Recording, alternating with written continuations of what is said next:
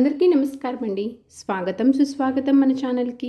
ఈరోజు వీడియోలో ఈ 2026 సంవత్సరంలో పద్మిని ఏకాదశి ఎప్పుడు వచ్చింది, ఏకాదశి తిథి యొక్క సమయం ప్రారంభం మరియు ముగింపు సమయం ఏమిటి, ఉపవాస విరమణ సమయం ఎప్పుడు, పూజా శుభ సమయాలు ఏమిటి, పూజా విధివిధానం అనేది ఏ విధంగా చేసుకోవాలి, ఈరోజు అసలు చేయకూడనటువంటి పనులు ఏమిటి, అలాగే పద్మిని ఏకాదశి యొక్క విశిష్టత ఏమిటి క్షుణ్ణంగా ఈ వీడియో ద్వారా తెలుసుకుందామండి.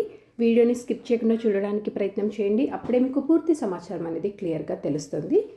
అధిక మాసాన్ని చాలా పవిత్రమైన కాలంగా భావిస్తారు. విష్ణుమూర్తికి అధిక మాసం అంటే ఎంతో ప్రీతి అని నమ్ముతారు. ఏకాదశి తిథిని కూడా పరమ పవిత్రంగా భావిస్తారు.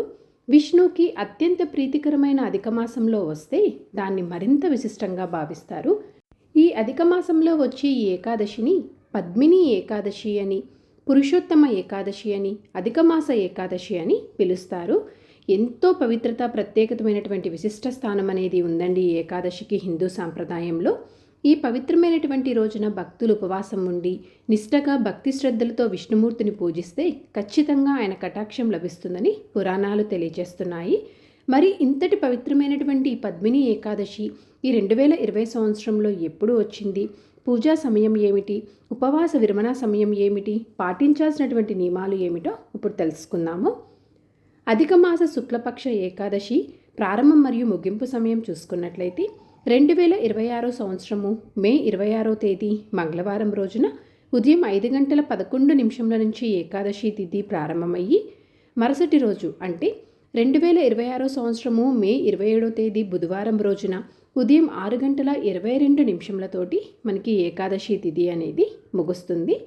ఈ పద్మిని ఏకాదశిని చేసుకోవాల్సినటువంటి రోజు వచ్చేసి తిథి నియమాల ప్రకారం చూసుకున్నట్లయితే 2026 మే 27వ తేదీ బుధవారం రోజున పద్మిని ఏకాదశి వ్రతాన్ని ఆచరించాలి. ఈ రోజున పూజ చేయడానికి శుభ సమయాలు చూసుకున్నట్లయితే ఉదయం 5:25 నుంచి ఉదయం 8:52 లోపు మీరు పూజ అనేది చేసుకోవచ్చు. పద్మిని ఏకాదశి ఉపవాస విరమణ సమయం చూసుకుంటే మే 28వ తేదీ ఉదయం 5:45 నుంచి ఉదయం 7:56 మధ్య పద్మిని ఏకాదశి వ్రతంని మీరు ఉపవాసంని విరమించవచ్చు. పద్మిని ఏకాదశి యొక్క ప్రాముఖ్యత గురించి ఇప్పుడు తెలుసుకుందాము.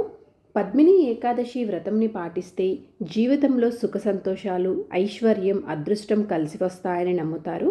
చాలామంది సంతాన సౌభాగ్యం కోసము, దాంపత్య జీవితంలో సమస్యల పరిష్కారం కోసము ఈ వ్రతాన్ని పాటిస్తారు.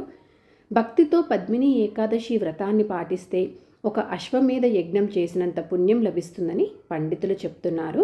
ఆధ్యాత్మిక పురోగతి, విష్ణుమూర్తి అనుగ్రహం పొందేందుకు ఇది అత్యంత ఉత్తమమైనటువంటి ఏకాదశిగా భావిస్తారు.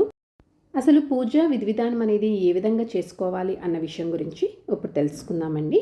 పద్మిని ఏకాదశి నాడు అంటే మే 27వ తేదీ బుధవారం రోజున ఉదయాన్నే లేచి చక్కగా తలస్నానం చేసి శ్రీ మహావిష్ణువు, లక్ష్మీదేవులను పూజించాలి. స్వామివారికి తులసి దళాలు, పసుపు రంగు పువ్వులు సమర్పించి పంచామృతంతో అభిషేకం చేయాలి. విష్ణు సహస్రనామం లేదా ఓం నమో నారాయణాయ మంత్రాన్ని జపించడం అత్యంత శుభప్రదం. పద్మిని ఏకాదశి నాడు రాత్రిపూట భజనలు, జాగరణ చేయడం వల్ల మరింత పుణ్యము, మంచి ఫలితాలు కలుగుతాయి.